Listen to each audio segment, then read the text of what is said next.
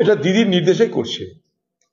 দিদির মদত ছাড়া কেউ বাবরি মসজিদ করার কথা ভাবতে পারে না বাংলায়।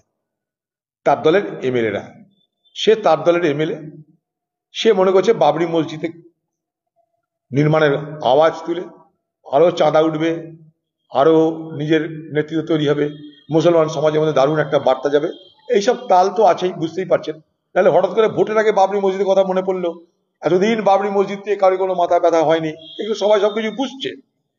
কিন্তু বাংলার মুখ্যমন্ত্রী মমতা ব্যানার্জি, যিনি আমাকে হারানোর জন্য সেই এমএলএ কে দাঙ্গাই ব্যবহার করলেন, দাঙ্গা লাগালেন, হিন্দু মুসলমান বিভাজনের রাজনীতি করালেন, সেদিনও দিদি কখন তার বিরোধিতা করেনি, নিন্দা করেনি। যখন সে বলছে 70% মুসলমান, 30% হিন্দু মুর্শিদাবাদে, আমরা মনে করলে সব হিন্দুকে মেরে গঙ্গায় ভাসিয়ে দিতে পারি, সেই ক্যাসেট, সেই বক্তব্য দিচ্ছে কে?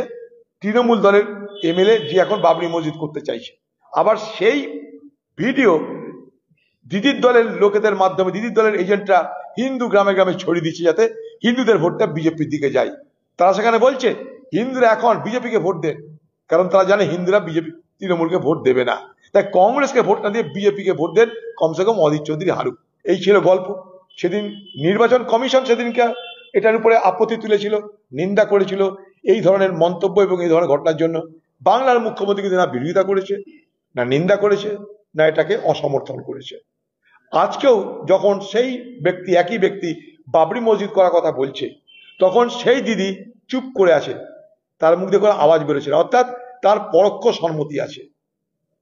সে তার ভাই দেখে বলছে আমি মহাকাল করছি, আমি জগন্নাথ মন্দির করছি, আমি দুর্গাঙ্গন করছি, এবার মুসলমানদের জন্য কিছু কর, লে একটা বাবরি মসজিদের গঠন নির্মাণ করার গল্প বলে দাও। তার জন্য দিদি চুপ করে আছে। দিদি চুপ করে থাকার মানেটা কি? ট্যাসিট সাপোর্ট, নিঃশব্দ সমর্থন, পরোক্ষ সমর্থন। দিদির সমর্থন ছাড়া এটা হতে পারে কি? আমাদেরকে তো বললে আমরা কেউ বিশ্বাস করতে রাজি নয়।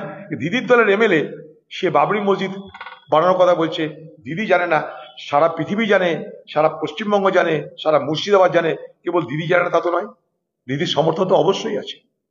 একদিকে দিদি বাবরি মসজিদের সমর্থন করছে, আরেকদিকে ওয়াকফ সম্পত্তির বিরোধিতা না করে সরকারের সব দাবি মেনে নিচ্ছে। পশ্চিমবঙ্গে এই ওয়াকফ আইন যেটা দিদি মেনে নিল, তার পরিণামে হাজার হাজার সম্পত্তি কিন্তু বেদখল হবে হবে হবে, আমি লিখে দিলাম।